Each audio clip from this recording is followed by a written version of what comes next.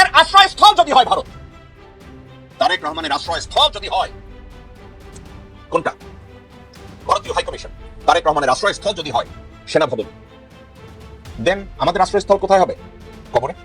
সন্ধ্যা পর্যন্ত র্যাবকে, গোয়েন্দাকে, অমুককে বারবার ফোন করেছে, হেল্প হেল্প হেল্প, সাহায্য চেয়েছে, কিন্তু কেউ এগিয়ে আসেনি। এই বিচারের ঘটনা হাসিনা আসার 1 মাস পরে কেন ঘটলো? হাসিনা সবকিছু জানতো, 4 জনের সাথে ডিনারে কেন যায়নি? এটা চলে এসছে আগে, সে হাদিস ছিল, আমি গিয়েছি, হাসিনা ছিল, হাসিনা গেছে, এবার কেন হাসিনা কেন? তারপরে দিন কেন ঘটনা ঘটলো? হাসিনা এবং মঈনুদ্দিন এটা জানতো এবং তারা এর জন্য দায়ী, এটা মানা যায় না। কাজে হাসিনাকে একদিন জবাব দিতেই হবে। এটা নির্বাচনের বাকি আর মাত্র 1 মাস। এখন তো সরকারের নির্বাচন নিয়ে ব্যস্ত থাকার কথা, এবং সরকারের শেষ সময় কিন্তু নতুন কোনো পদক্ষেপও সরকার নিতে পারে না এবং বিদেশিরা আগ্রহ দেখায় না। কাজেই সরকারের মনোযোগ থাকা উচিত শুধু নির্বাচনে। কিন্তু ঠিক এই সময়ে কেন জাতীয় নিরাপত্তা উপদেষ্টা খলিলুর রহমান একটা রহস্যময় সফরে তিনি আমেরিকা গেলেন? এখন উল্টা প্রার্থীরা টাকা চায়, বেসিক্যালি টাকা চায় বললে ভুল হবে। এটা একটা নতুন ধারা শুরু হয়েছে, যারা শুরু করছিল উসমান হাদি। আপনারা জানেন শরীফ ওসমান হাদির কাছে কোনো টাকা পয়সা ছিল না। সে ঢাকার মতো জায়গায় মির্জা আব্বাস সাহেবের মতো একজন প্রতিদ্বন্দ্বীর সাথে লড়াই করবে বলে মাঠে নামছিল। তার তো পয়সা ছিল না ভাই, শুধু দরিদ্র পরিবারের ফ্যামিলির। এবং এই যে ভোটের মাঠে খরচ করবে কোথেকে? এটা যারা তাদেরকে ভালোবাসতো তারা সাইদা হাদিরে টাকা দিচ্ছে।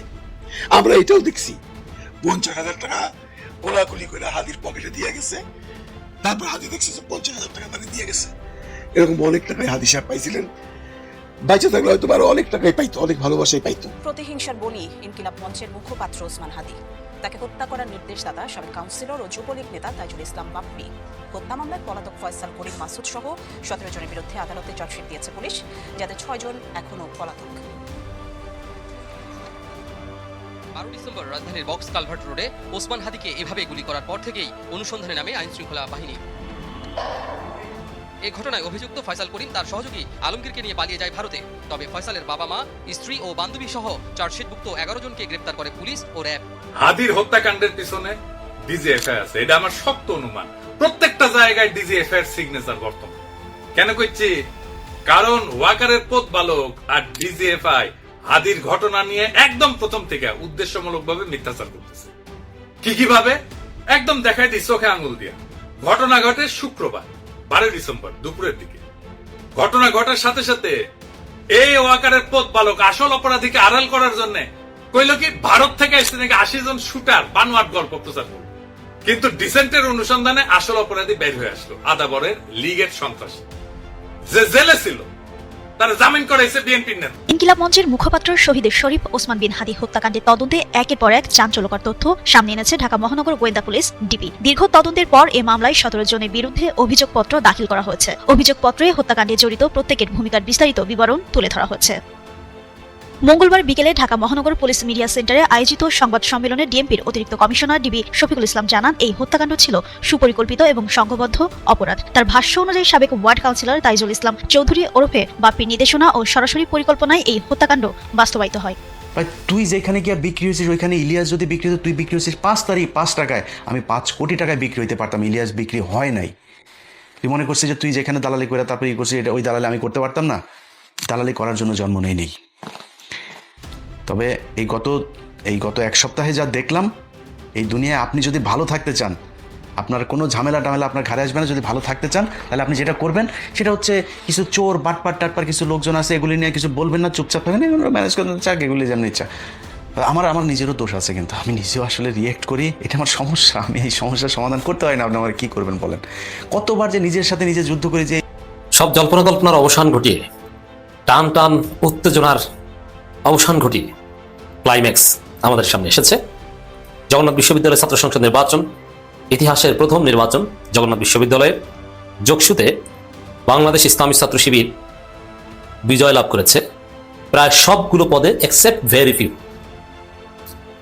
এই বিজয় আগামী জাতীয় নির্বাচনে অত্যন্ত তাৎপর্যপূর্ণ।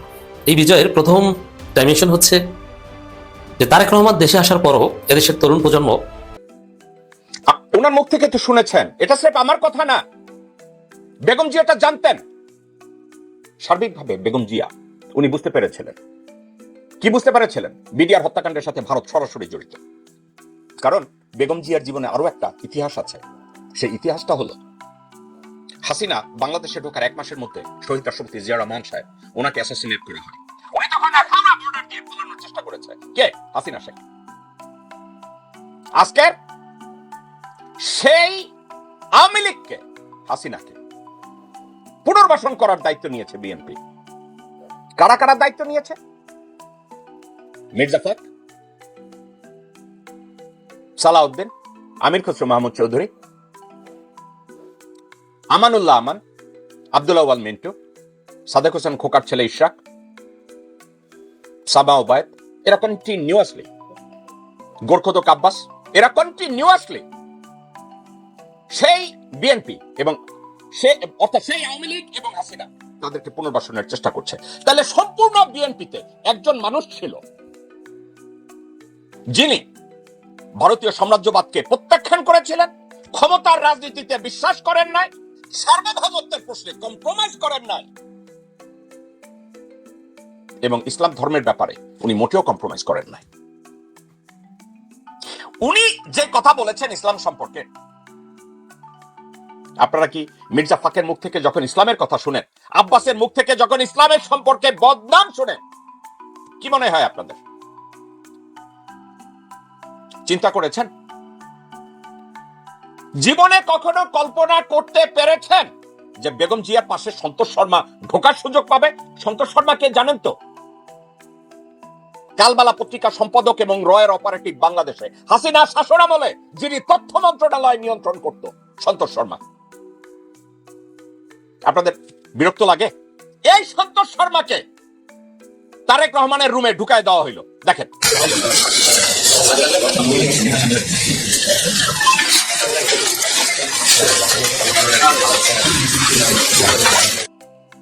দেখেছেন সন্তোষ শর্মা কার পাশে দাঁড়িয়ে আছে?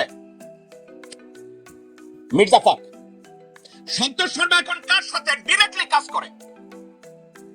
শরীয়তপুরের বিএনপি মনোনীত প্রার্থী নুরুদ্দিন অপু, তারেক রহমানের 5 কুত্তা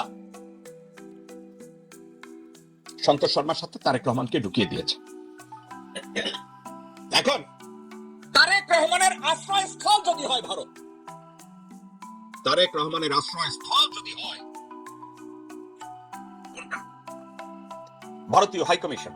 তারেক রহমানের আশ্রয়স্থল যদি হয় সেনাভবন, দেন আমাদের আশ্রয়স্থল কোথায় হবে? কবরে। আমাকে বাংলাদেশের কোন একজন জেনারেল অত্যন্ত অ্যাক্টিভ, এই মুহূর্তেও অ্যাক্টিভ, আমি ওনার নামটা বলবো না কারণ ওনাকে আবার বিতর্কিত করা হবে, একজন লেফটেন্যান্ট জেনারেল, উনি কথায় কথায় আমাকে বলেছেন, I think Tariq Rahman come to the conclusion that Hasina conclude করেছে যে আমার বাবাকে ভারত মেরেছে, আমি ভারতের পা চাটবো, অ্যাটলিস্ট আমি বেঁচে থাকবো, আমার ক্ষমতা না থাকলেও ভারত আমাকে ভারতে আশ্রয় দিবে। এটা হাসিনা ফিলসফি, এটা শেখ মুজিব ফিলসফি না, এটা সত্যিকারের মুজিব শেখের ফিলসফি না। তাহলে হাসিনা ফিলসফি কোনটা? আমার বাবাকে, মুজিব শেখকে ভারত মেরেছে, কিন্তু আমি ভারতের সাথে কনফ্রন্টেশনে যাব না। এই দেশ কি আমার নামে দলিল করা? পুরো বাংলাদেশ, এই বাংলাদেশটা আমার নামে দলিল করা না। ভারত যা চায় আমি দিয়ে দেব, অ্যাটলিস্ট ভারত আমাকে জানে মারবে না। আর ভারতের ওয়াদা পরিবারতান্ত্রিক রাজনীতিকে বাংলাদেশে আমি এস্টাবলিশ করে রাখবো। অথচ দেখেন বিজেপি 70-80 দশকে আন্দোলন করেছে পরিবারতান্ত্রিক রাজনীতি ভারতে চলবে না। তারা কি করেছে?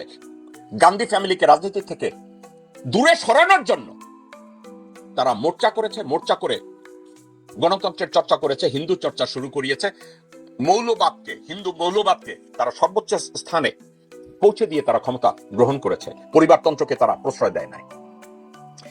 ভারত তার নিজের দেশে পরিবারতন্ত্রকে প্রশ্রয় দেয় না, অথচ বাংলাদেশে পরিবারতন্ত্রকে তারা পূজা করা শিখিয়েছে, মুজিব পূজা, জিয়া পূজা।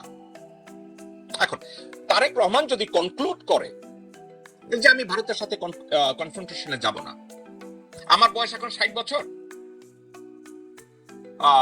ভারত যদি আমাকে আরো 20 বছর ক্ষমতায় রাখে তাইলে আমার বয়স হবে 80 বছর। 80 বছর বয়সে আমি মারা গেলে আমার কি আসলে গেল? আমি বাংলাদেশে থাকতে না দিবে, আমি ভারতে গিয়ে থাকবো। আপনি কি আরেকটা ট্রেন্ড দর্শক শ্রোতা আপনারা কি খেয়াল করে দেখেছেন? বাংলাদেশে যত প্রকার হাইনিয়াস ক্রাইমস আপনি করেন, যত প্রকার ক্ষতি বাংলাদেশের করেন, কোনো অসুবিধা নেই।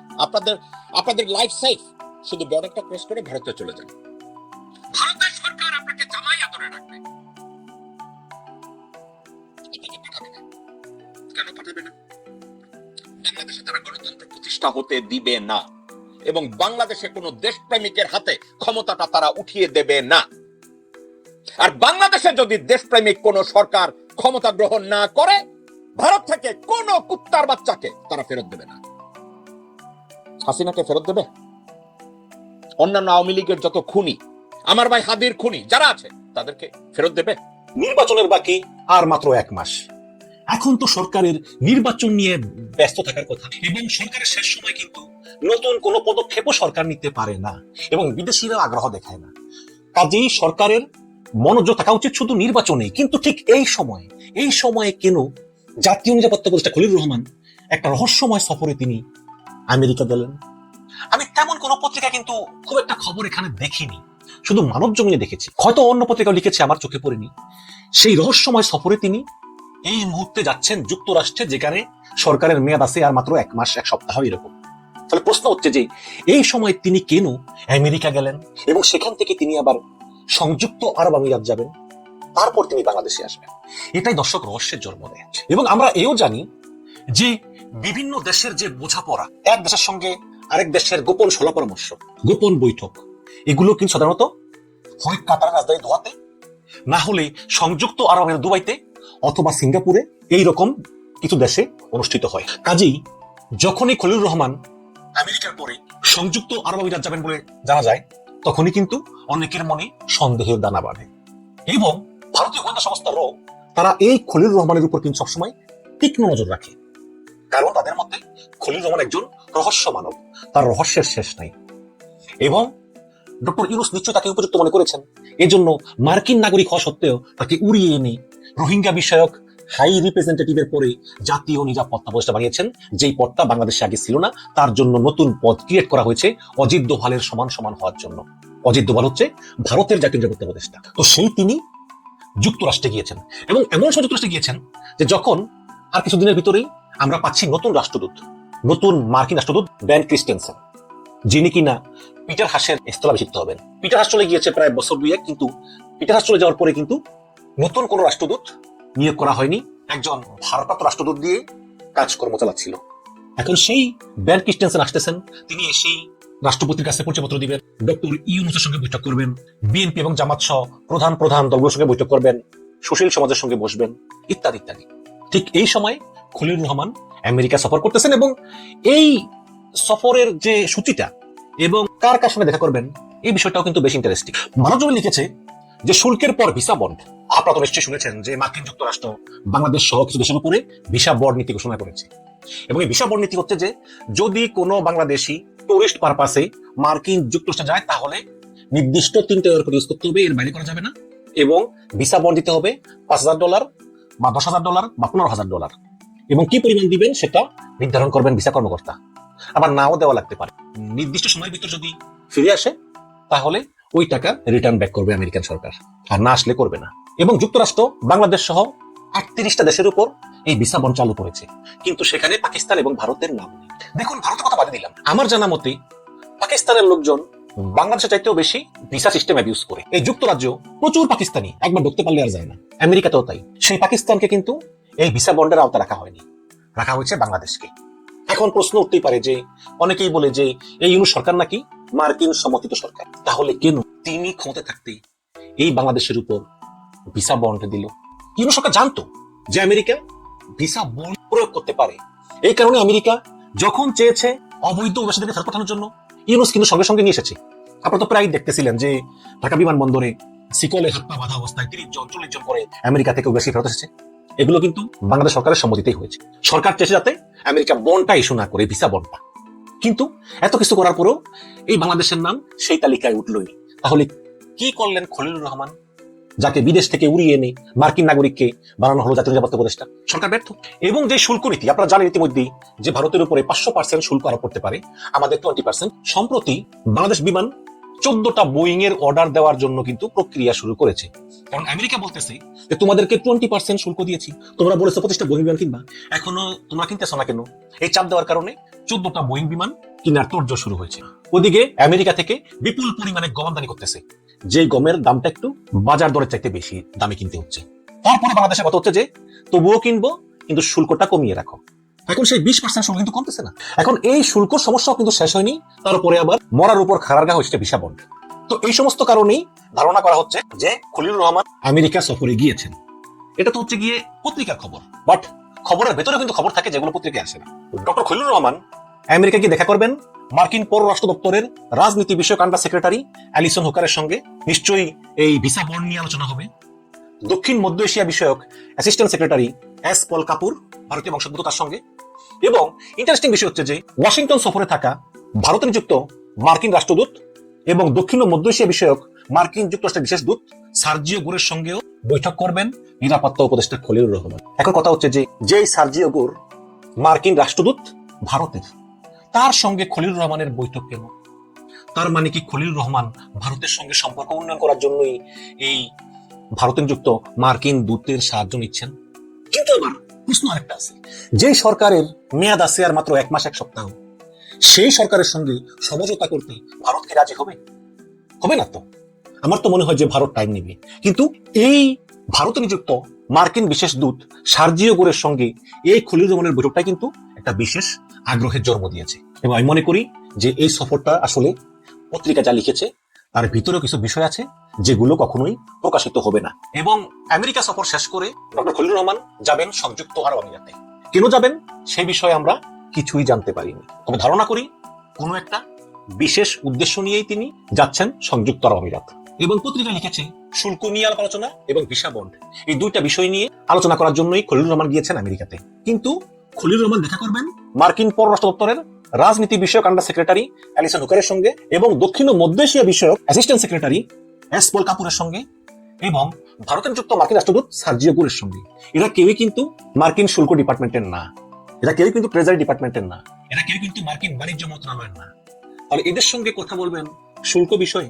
হ্যাঁ, হয়তো ভিসা বন্ড নিয়ে কথা হতে পারে, নাকি তিনি কথা বলবেন নির্বাচন বিষয়, নাকি আওয়ামী লীগকে কেন নির্বাচনে অংশগ্রহণ করতে দেওয়া হলো না এবং আওয়ামী লীগ বিহীন নির্বাচনে আমেরিকার সাপোর্ট চাওয়ার জন্যই তিনি সেখানে গেলেন। এরকম নানান বিষয় আছে। বিশেষ করে ভারতে নিযুক্ত মার্কিন রাষ্ট্রদূত সার্জিও গোরের সঙ্গে খলিলুর রহমানের বৈঠকটি বিশেষ তাৎপর্যপূর্ণ এবং তারপর যাবে দুবাই। সুতরাং খলিলুর রহমানের মতো এই রহস্যময় মানুষের এই রহস্যজনক মার্কিন যুক্তরাষ্ট্র সফর নানা রকম আলোচনার জন্ম সমাজে দিয়েছে এবং বিস্তর কানাঘুষা চলতেছে। দর্শক, আপনার মতামত জানান যে খলিলুর রহমান এই যেই মার্কিন যুক্তরাষ্ট্র এবং সংযুক্ত আরব আমিরাত সফরে যাচ্ছেন, এটা আসলে দেশের ভালোর জন্য আছেন নাকি কোনো গোপন সলা পরামর্শ করার জন্য আছেন? মন্তব্য শুনতে চাই। ধন্যবাদ। এখন উল্টা প্রার্থীরা টাকা চায়। বেসিক্যালি টাকা চায় বললে ভুল হবে, এটা একটা নতুন ধারা শুরু হয়েছে যেটা শুরু করছিল উসমান হাদি। আপনারা জানেন শরীফ ওসমান হাদির কাছে কোনো টাকা পয়সা ছিল না, সে ঢাকার মতো জায়গায় মির্জা আব্বাস সাহেবের মতো একজন প্রতিদ্বন্দ্বীর সাথে লড়াই করবে বলে মাঠে নামছিল। তার তো পয়সা ছিল না ভাই, শুধু দরিদ্র পরিবারের ফ্যামিলির। এবং এই যে ভোটের মাঠে খরচ করবে কোথেকে, এটা যারা তাদেরকে ভালোবাসতো তারা সাইদা হাদিরে টাকা দিচ্ছে। আমরা এটাও দেখছি 50,000 টাকা কোলাকুলি করে হাদির পকেটে দিয়ে গেছে, তারপর হাদি দেখছে যে 50,000 টাকা মানে দিয়ে গেছে। এরকম অনেক টাকায় হাদি সাহেব পাইছিলেন, বাইচে থাকলে হয়তো আরো অনেক টাকাই পাইতো, অনেক ভালোবাসাই পাইতো। পাস করতো না ফিল করতো সেটা তো পরের ব্যাপার। কিন্তু এই যে ট্রেনটা উনি চালু করছিলেন, মানে উনি কিন্তু চালুও করতেছেন, এটা কেমনে যদি চালু হয়ে গেছে। এখন এইটা দেখে অনেকে কিন্তু এই ট্রেনটা চলে গেছে। আমি কাউকে ছোট করে বলতেছি না, যেমন তসলিম জানা, তারপরে ধরেন ফুয়াদ সাহেব আমাদের যে এবি পার্টির, তারাও কিন্তু এখন মানুষের কাছে সাহায্যের হাত বাড়াইছে। তসলিম জানা আপনারা জানেন 1 দিন না 1.5 দিনে প্রায় 36 লক্ষ টাকা পেয়ে গেছে। মানুষের ভালোবাসার থেকে মানুষ জানে তসলিম জানা একটা ভালো মেয়ে, বিদেশের একটা ভালো চাকরি করতো, সেখান থেকে আইসা এই যে এত বড় আন্দোলনে যোগদান করছে। সে এখন ইলেকশন করতে চায়, তার কাছে তো টাকা নেই, তাকে সাহায্য করা যায়। মানুষ মনে প্রাণে খুশি হইয়া তসলিম জানাকে রাতারাতি টাকা পাঠাইছে, অনেক টাকা সে পাইছে। এবং এনসিপি একটা ফ্যাক্টর ছিল যে এনসিপি থেকে এসে দাঁড়াচ্ছে।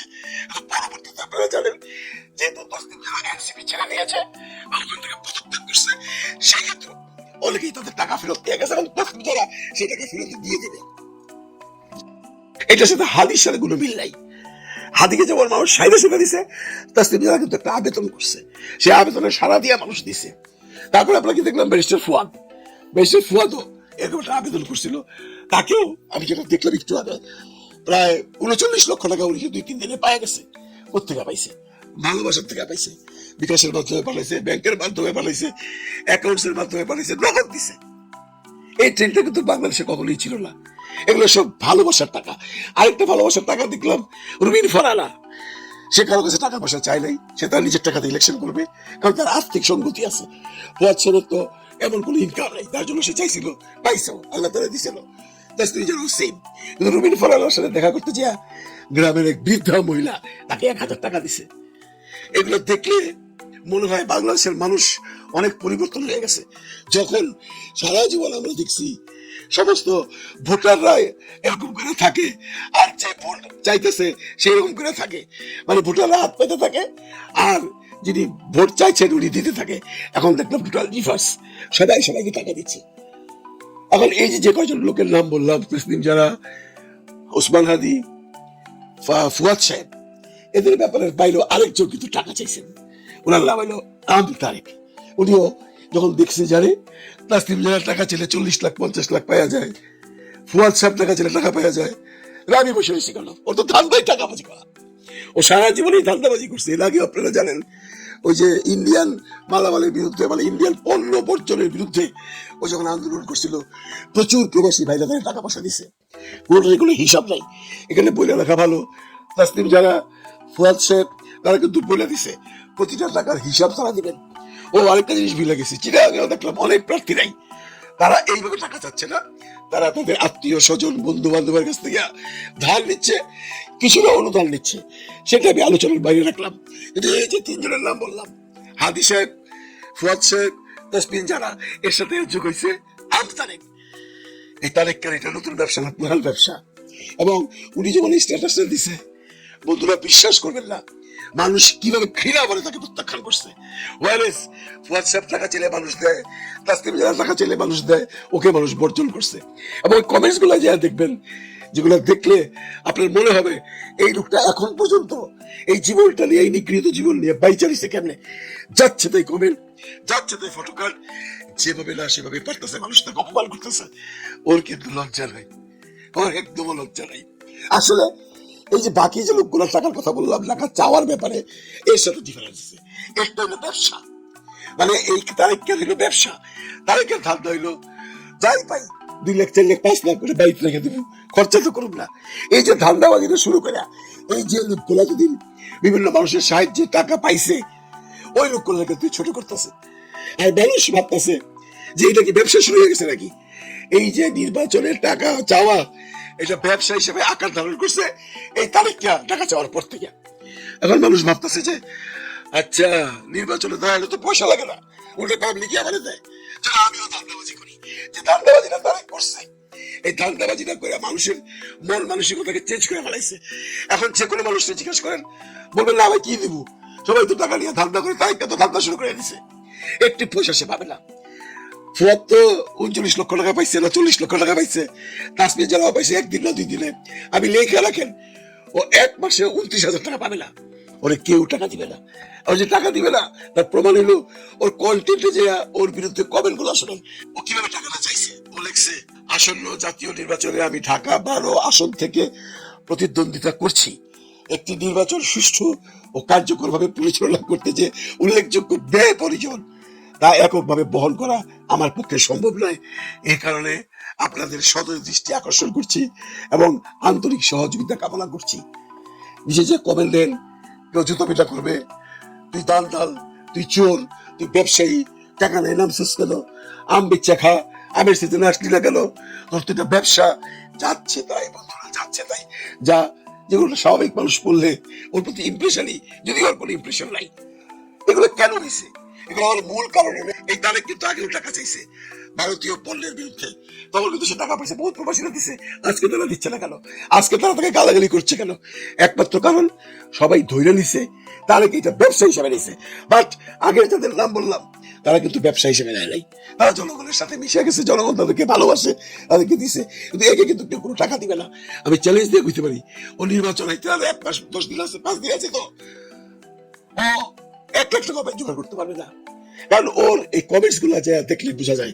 আমি আমাকে কেন এই ফটোগ্রাফটা দিছিলাম আমার পেজে, যতগুলো কমেন্ট আসছে সবগুলো নেগেটিভ, আর একটা ফটোগ্রাফ আসতেছে কি আপনারা যদি দেখেন হাসতে হাসতে পড়ে যাবেন।